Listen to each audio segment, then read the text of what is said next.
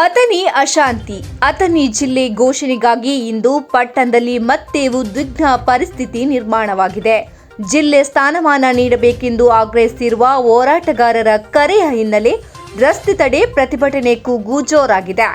ನಗರದ ಹಲವು ಪ್ರಮುಖ ರಸ್ತೆಗಳು ಸಾಮಾನ್ಯ ಜನರ ಸಂಚಾರಕ್ಕೆ ಅಸೌಕರ್ಯ ಉಂಟಾಗುವಂತೆ ಬಂದ್ ಮಾಡಲ್ಪಟ್ಟಿದೆ.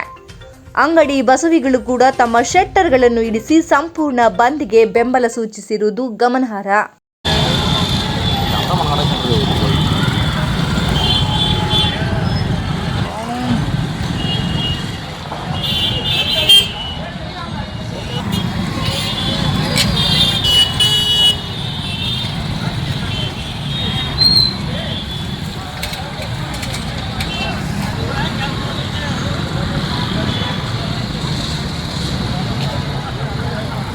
ಬರ್ರಿ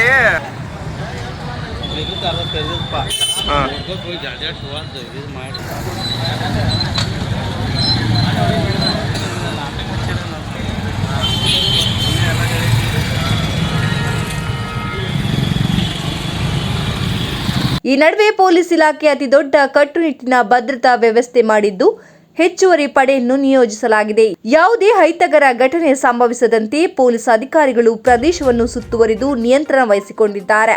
ಹೋರಾಟಗಾರರು ಸ್ಪಷ್ಟ ಸಂದೇಶ ನೀಡಿದ್ದಾರೆ. ಅಥಣಿ ಜಿಲ್ಲೆಯಾಗಬೇಕು, ನಮ್ಮ ಹಕ್ಕು ನಮ್ಮದು.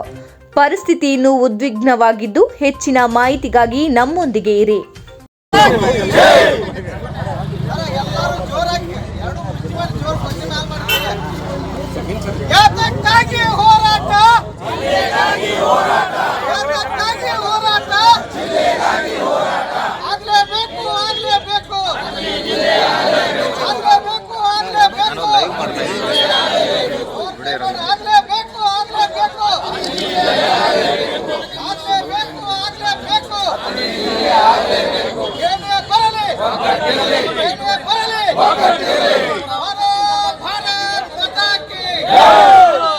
भारत माता की जय।